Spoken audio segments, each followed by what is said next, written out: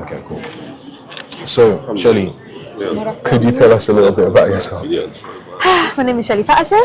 I am a writer, journalist, presenter. I've been called a cultural commentator, which is basically a nice way of me saying that I just talk online and share my unsolicited opinions. That's what I would call it anyway.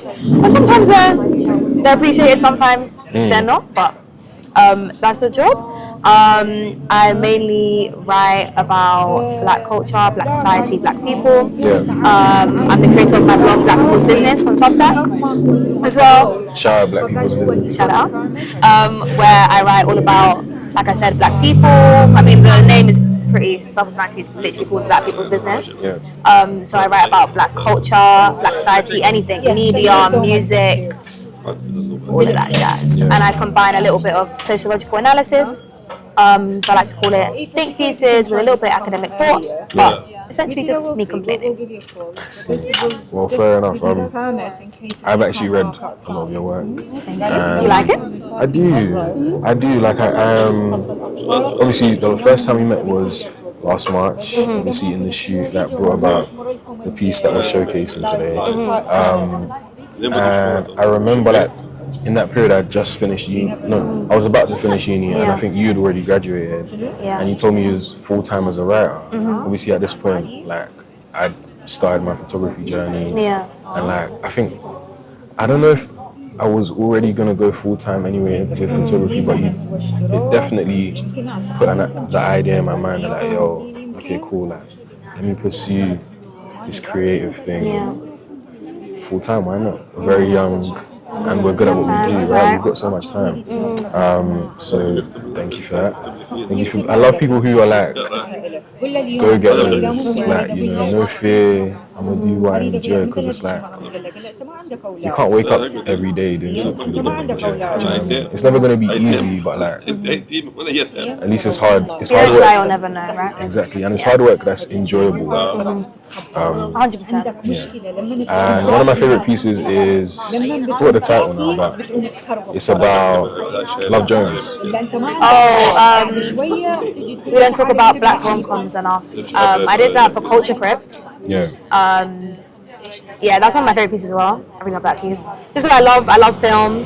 I love black film. I love romance. So when I have all of those things combined into one, just love it. I wrote about Love Jones, Brown Sugar, and Love and Basketball? No. Oh, I hate Love and Basketball. Okay. I have a piece literally talking about why I hate that movie so much. Okay. It's literally the epitome of struggle love to me. Oh wait, no, you know what's mad? I actually saw that title, but I didn't read it. Yeah, I hate that movie.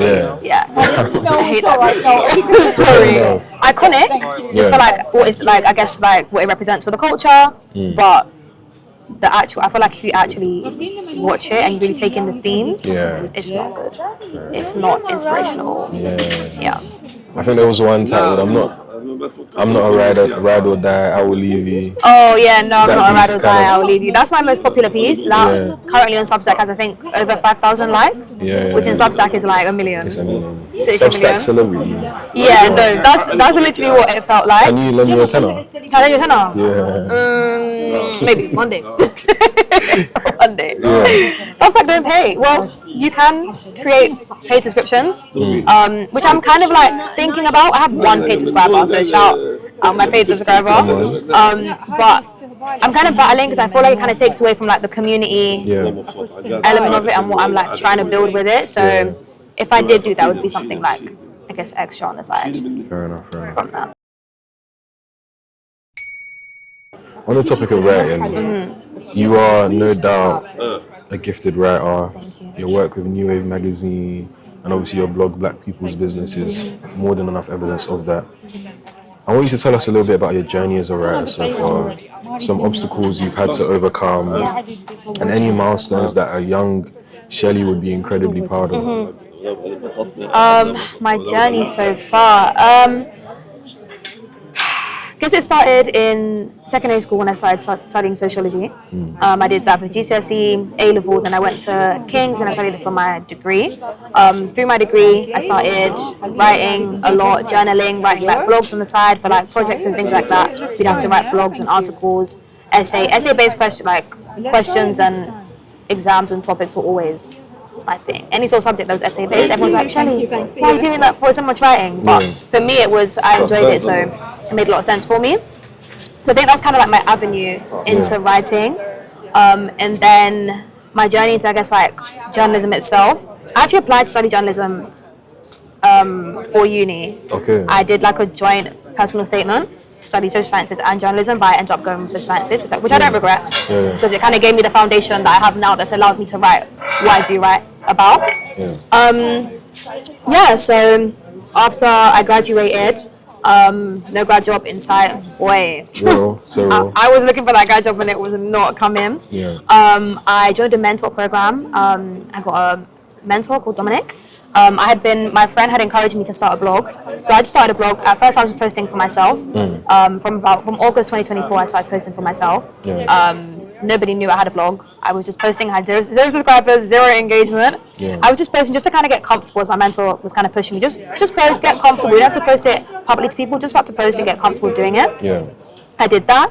And then I started sharing on my social media. I started TikTok as well, late 2024. And I had one video about a blog called What Type of Black Girl Are You? Talking about the pressures that black women face with societal pressures and beauty standards, and especially in the UK. And with like this look there is about with black women and how we're supposed to look, or the typical UK black girl. I posted a video on that. It got 50k views, which at the time I thought was like 1 million. And from then, I think that was probably like the catalyst for everything. That kind of really like skyrocketed my whole journey. I think overnight I gained like over 200 subscribers. Like my blog was just, it kept growing and growing, and I kept following that, doing content alongside my blogs. I started a series called Behind the Blog on my TikTok page. I just kept doing that, and then from that people started to find me. They kind of saw my work. People reaching out to me like, oh, could you? I think that's how actually I met Jeanette. Black Pages. How I met Black Pages. So I feel like starting the blog was really what kind of opened a lot of doors for me.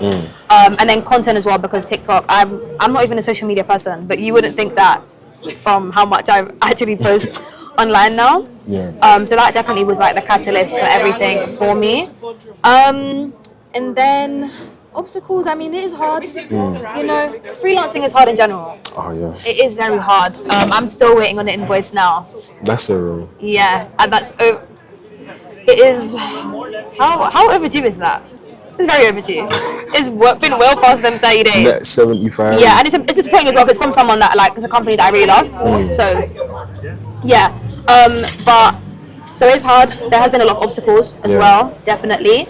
But I have had some milestones. I would say one of my first milestone was getting a piece published in Black Ballad, and I had been following them since like the first year of uni. So I'm connected with the founder on LinkedIn. So when I saw it, I said, oh my gosh, they accepted my pitch. I did a piece on rejection therapy and like dating and like what it taught me about love and relationships. So I think that was a big milestone for me. And then Glamour UK as well.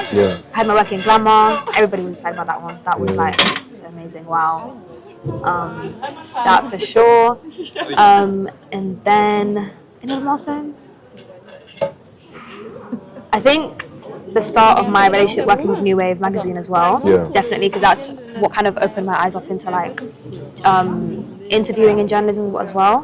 So I've had the opportunity to speak to some amazing artists. And get to write up those pieces. I've done reviews, I've done my own series for different events and like Black British culture in the summer in London. I've done so many things where it's like, I did a Black History Month series. There's been so many, like, I'm just thinking about everything that I've like accomplished. or that I've done, like my own personal projects and also working for other people. It's been a lot, so I'm just very grateful. I'm very grateful. I'm very impressed and very inspired. As you know, this project was birthed out of like a real love for my craft and a desire to spark conversation and promote human connection by sharing a number of pieces in physical formats. As a writer sharing your craft, largely on digital platforms, what does physical media mean to you? What ways do you still embrace traditional forms of creative expression? And is there any hope for our digitized generation after all this is being viewed online as we speak? I don't know, I think it's interesting for me, especially because, I mean, my blog is online. A lot of the things that I do are put online. So, in fact, I got my first like physical printed work. I saw that. Like I think like a couple weeks ago. So even the fact that I was like holding something in my hands, like I feel like we actually like don't appreciate physical media enough, because the fact that I'm so used to like going online, taking a screenshot of my work and then putting on my story and be like, oh my gosh, look at this guy, it's so amazing, putting it in my link tree and calling it a day. But like me actually having the magazine in my hand and holding it, like I show it to my mom. I was like, look, taking pictures with it, like I feel like it's very underappreciated. For me, I feel like one way that I still, I guess, kind of keep in touch with my physical media, I'm a book reader, so reading for me definitely. I've never liked ebooks or reading online. Like I need to go into the shop, pick up the book. I need to smell it. That sounds really weird, but I need to smell the book. Like and you know when you open the book and you can feel the pages. There's something so magical about getting a new book and just opening it, smelling it, feeling the pages. So for me, definitely reading. Which I feel like a lot of people, attention spans are, even myself, my attention span is shortening. It is shortening. Well, that's why we're working to try and... So, I mean, hopefully that can change shortly. Maybe with stuff like this, you know. Then there will be a change. But I think that's probably the main thing for me. I think reading and kind of keeping that, or keeping myself in touch with that.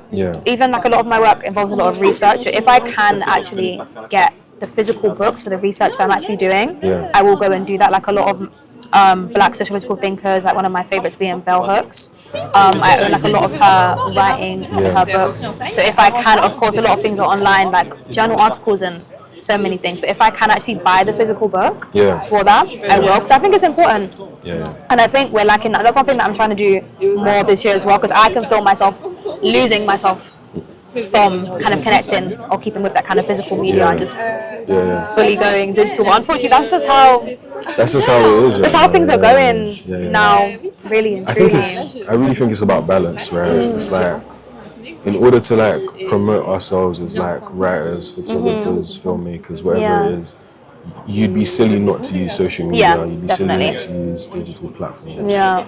But it's just like fighting. It's literally a battle. Like trying not to spend too much time on the net, on socials. Like fighting tooth and nail, but like believing that there's a reason that we love.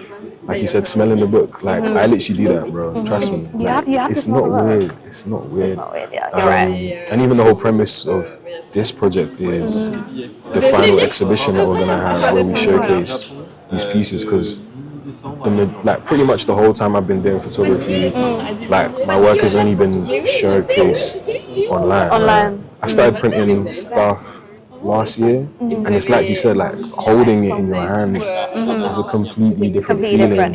You're like, oh wow, like I know I put this on the net, but like it's actually here. Whereas like otherwise it's just all on this screen. Or, like, all on this. It's different. Even like vinyls, like I've started a vinyl collection. Like it's just different. I like the way it all sounds. It's a little bit older. You feel like you're in not another time period, but like no, that makes sense. That's like appreciation for this. I love movies, so as a kid I had like a massive DVD collection. I did throw away the DVDs, but I kept the covers. So I literally have like 100+ covers from the DVDs that I had as a kid from all like my favorite childhood movies that I've kept, and I'm going to make it into like a scrapbook or something, just to kind of have that element of that. Even like photographs and stuff, I've started to like print them out more. I want to create like scrapbooks and just to have that kind of like, you know, that physical something. I think it's nice. I feel like when I go, you know, when you go through your room and you like you're still cleaning and you start finding something from like 2015. I did that the other day and I found like a book that my friends had made for me from secondary school and had all these pictures in it, and I was like, this is really nice. Like I actually need to start like doing that more, because otherwise it's just like I'm just going on my camera roll and I'm searching like July and I'm trying to find the pictures from that month. So yeah, it's definitely something that I could do more of, or like reconnecting with that. But my work is within the online digital field, so it is like you said, finding that balance for sure. Obviously, you recently unveiled this piece, which we both like to call Mona Lisa. You like to call it Mona Lisa. I'm just shocked that you actually refer to it as that. Mona Lisa. Because the story behind this picture, guys, is like I literally came in a tracksuit. Like I was not prepared. I was behind the scenes interviewing. I was not prepared for any sort of picture, and it happened to be like the best headshot. Actually, my first and only headshot, actually. So, thank you. Yes, thank you. Honestly, like I was literally just trying to get some test shots for like the project that we were working on, and like Shelley just sat down and just perfect. Took a picture. Absolutely. There's perfect. more pictures as well, by the way, that are just as good. What, from that project? Yeah, there's loads of pictures. I can't lie, I forgotten about everything else. There's loads of pictures. This one's just like amazing. It's when you have your favorite from it's like you have your favorite pieces on the blog. Like when, as a photographer, when you have your favorite, it's just like you just know, and like it deserves to be printed. It deserves to be showcased. It deserves to be shared with the muse, the person in it. And yeah, I'm very, very happy. Yeah, we kind of answered the questions for that segment without me asking them. So I want to talk about London. Okay. Let's talk about London. Yeah. You are, and I quote, a writer passionate about exploring society and the black experience. Did I write that? You did write Okay, I that. read that. She did write that. I forget what I write, guys. When I sent her the brief, she was like, you were writing stuff in there that I didn't even remember about myself. I didn't even know, guys. I swear, it's like the more I write, like I think my brain is getting smaller. I feel like the capacity is shrinking sometimes. It honestly is. This is why we're trying to touch grass. Yeah. This is why we're trying to. That's why I'm getting more books and I'm reading more, and I'm trying to stay off TikTok. Yeah. Same, honestly. Yeah, could you tell us a little bit about what that looks like as a young black woman of Caribbean heritage living in this city in particular? Repeat the question for me. I knew the moment we paused that I was going to have to read the question. Yeah. It's cool, because I can't lie, I even forgot what I asked you. And it's written down right here. Hold on. Read the question. Also, I'm going to stop pretending I'm not reading the question because I was trying to like read it and also read it, but it's fine. Let's talk about London. Okay. Yeah. You are, and I quote, a writer passionate about exploring society and the black experience. Could you tell us a little bit about what that looks like as a young black woman of Caribbean heritage living in this city? I mean, I feel like I'm very big on identity, and I feel like who I am, where I'm from, is a big part of the work that I do and what I write about. Yeah. I mean, if I didn't have the experience that I had, if I wasn't who I am, I wouldn't be able to write about what I write about, to give my own personal experiences about certain things. Like I couldn't have a blog called Black People's Business if I wasn't a black person. You know, it sounds silly, but it's simple things like that, really. I think I'm from Northwest London. Everybody's from South and East. Southeast. You're from the sticks. You're from the sticks, honestly. So I think where I grew up, how I grew up, I think everything's just shaped the person, the woman that I've become. I'm a firm believer in the fact that your gender, your race, everything, anything about your identity that is different can affect how you're perceived, can affect your life experiences. And anybody that doesn't think that, you're silly. Because let's use our brains, okay? let's actually use our brains. So I think being a young black woman that's grown up in London, has grown up in Camden, grown up in Northwest London, been around the people that I've been around, experienced certain things. I feel like it's all just it shaped me. I'm grateful for everything. Obviously, all experiences, not all experiences are good experiences, but I'm grateful for everything that I've been through, because without it, I wouldn't be where I am now. Doing what I do now. So. Shout out London. Shout out London. Shout out Northwest. I do love London. Everybody hates. Like, I feel like people that are from London kind of have a thing against London. Low key, they're like, oh, I don't want to be here. London's so horrible. I love London. I love London. Like, sometimes I go into the city and I'm like, I see all the tourists and how excited they are, and I'm like, wait, I live here all the time. I can come. Okay, you know what? I am a hater of tourists, especially in Camden, because I believe Camden is not that great. So when I see the tourists, I'm just like, what are you doing? What are you so excited about? But then the other day, I just realized, I said, you know what? Let them be, you know? Because I feel like they're seeing the beauty in something that, to me, is just mundane and every day is normal. But for them, Camden Market is amazing. For me, it's really not that great, you know?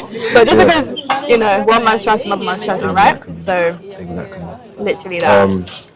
You're clearly a champion of black culture, and especially, I'm going to say that again.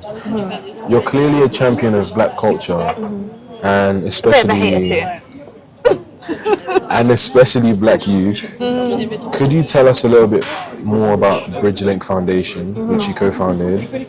What unheard voices do you speak for, and what untold stories are you unraveling? Bridgelink was co-founded with a friend of mine. We initially started it. My friend basically posted something on her story about cooking for homeless people for Christmas. It literally went off the back of that. I was like, yeah, I'd be down. And then we was like, oh, what if we made like a whole thing? Like, we kind of created like a voluntary initiative to kind of go behind it. So that's how it started. We did a Christmas dinner for the homeless community. We raised, I think, over like £800. We managed to host an amazing dinner. We cooked all the food ourselves. We then had leftover money, so we donated to food banks. And after that, we kind of pivoted and realized that a lot of like people wanted to actually really get involved, especially like a lot of young people wanted to actually get involved in charity work. They wanted to volunteer, they wanted to do good, they wanted to give back. And we kind of realized that we're kind of building kind of amongst our own people as well, in our own circle, a little community that kind of wanted to help us with Bridgelink. So then from that we kind of pivoted and started kind of doing like activations and different kind of events and things to raise money. We then did a charity football match to raise money for Congo, Sudan and Palestine as well. Nothing that I'm very passionate about as well. I think that just because of my viewpoints, just in general, you know, I mean, okay, anyway, let me not even get into that. Let me not even get into that now. But that was something I was very passionate about. We hosted a charity football match. I don't even like football, but you know, it did what it needs to do. We raised I think almost £1,000. Wow. And we split it between these 3 charities. We had like teams packed out with like influencers, actors, presenters. It was really an amazing day. So I think kind of doing that work, I have what my mentor and I like to call a red thread. So I think bridging kind of is connected to that. My red thread is that whatever it is that I do, I have to kind of give back to community or have some sort of impact, you know? And I feel like Bridget kind of allowed me to do that. It also got me the job that I have now as well, working with the Wickers charity. Where I hosted like a sports day for them, did like an activation. So I feel like Bridget for me, it's like a baby. I feel like it kind of opened so many doors for me. It gave me so many new skills, like just like event planning, comms, brands, partnership, like so many different things, taught me so many different things. And it kind of evolved into kind of getting me to where I am now, if that makes sense. So Bridget means a lot to me. It's my baby. Where can we and how can we support Bridgelink and the Wickers charity?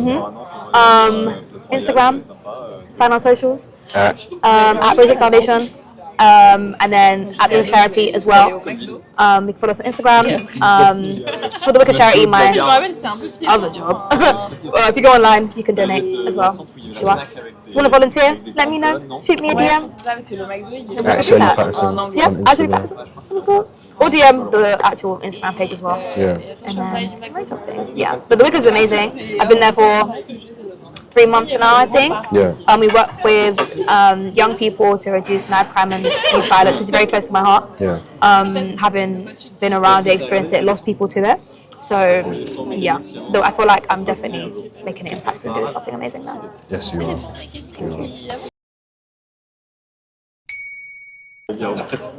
So we're going to speak about faith. Quite simply, I want to know what your faith means to you and what part, if any, it plays in the work that you do and the woman that you are. I think faith definitely plays a big part in the work that I do. I think especially in the perseverance that I've had in actually sticking this out. I think without faith, without prayer, especially when I was really trying to take it full time and actually work on it full time. I think it was very hard adjusting to that, especially coming out of uni.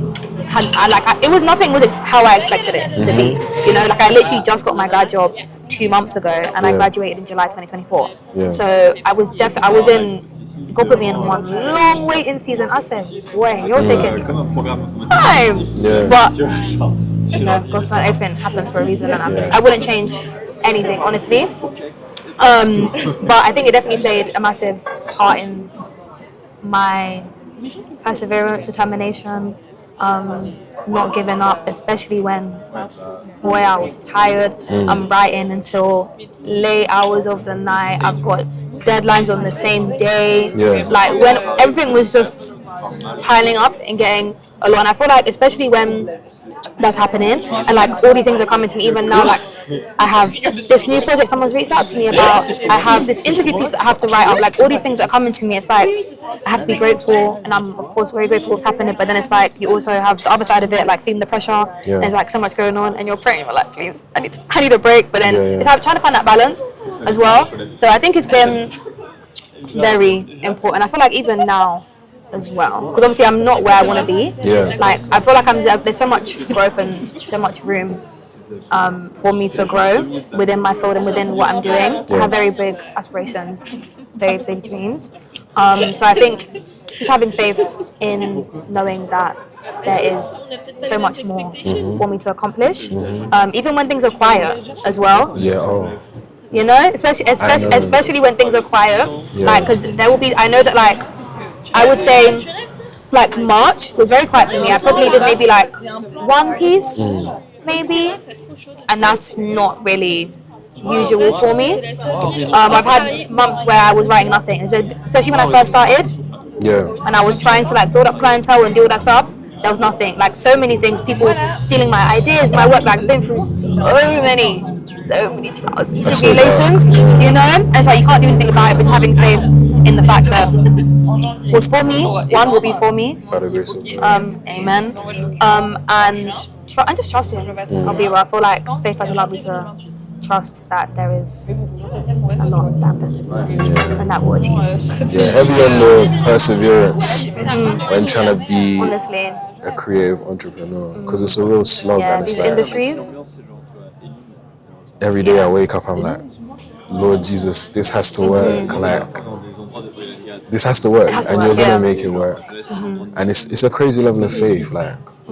And I know, like for me, I didn't give myself that level of faith. I think it's crazy to think that you can just build your own thing from scratch. It is. But you kind of get a bit of like imposter syndrome with it as well. Like, yeah, for sure. But that's why the word of God is so, like, so powerful and so, like, I have to hold on to it. Otherwise, I would just crumble. I can't lie to you. Well, thanks for sharing. Really appreciate it. I guess one of the last things I wanted to ask was where, obviously, we know we can find you at Black People's Business. Are there on Substack and Shelley Paterson? She's trying to damage. I'm trying to break my picture. I promise you, I'm not. God forbid.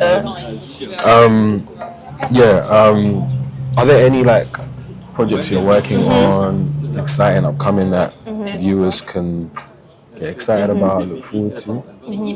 I have some things in the pipelines. I have things that are like currently ideas, if that makes sense. Yeah. Things that I just need to like actually Step into. step into and actually bring into fruition. So there are some things that hopefully maybe by the time this is out, it might be something. If you follow me on social media, then you should see something.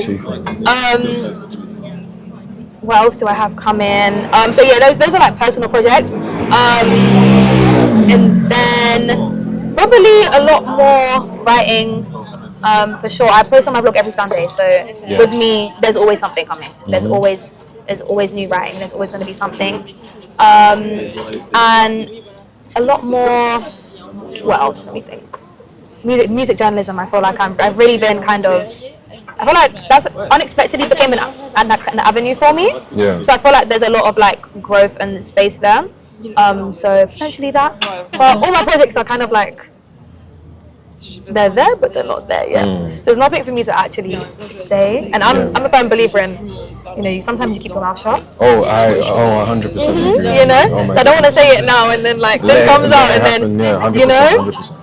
So there are some things that you just have to wait and see. Wait and see. But for things I'm always posting on my blog, you'll catch me there every Sunday.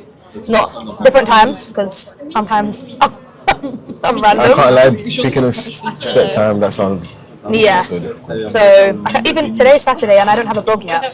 So we'll see how that goes. But the thing is, you're so consistent. We'll see how that goes. I get an email notification from you every the consistency.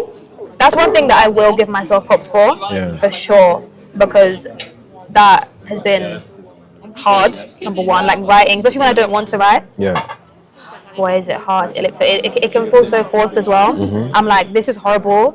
I'm putting it out, but I hate it, and then it blows up. Yeah. And like everyone's like, "This is amazing." I'm like, you guys are strange, but you know what? I'm gonna appreciate the love regardless. Yeah. But yeah, so just follow me, follow what I'm doing, watch this space, as people like to say. So yeah, hopefully you'll be seeing a lot more of my face. Yeah. Trying to get more into presenting as well. Yeah. Talking more in front of the camera, as well as like just having my name like written down somewhere. So hopefully we'll be seeing more of that as well. I will be there, wherever it is. Tap in. Will you be at the exhibition? Of course. In the autumn? Of course. Will we be there? Will you be there? Will you be there? You better be there. That's the question. That's the question. Exactly. Shelley, thank you so much. Thank you for having me. Yeah, today was perfect. Like, amazing. The sun's out as well, guys. The sun is out, guys. This is when I love London. Fun. I love London in the spring. This is when I love London. When the sun is out. Beautiful. Last question. Viewers want to know. Suspense been building. Suspense has been building. When did I send you this deck? I sent it to you. We've been talking about this project since like last year. I told you I was gonna print it and do something with it. That you should watch the space. Yeah. And then I sent you the proposal last month. Are you walking away with this piece? 100%. 100%.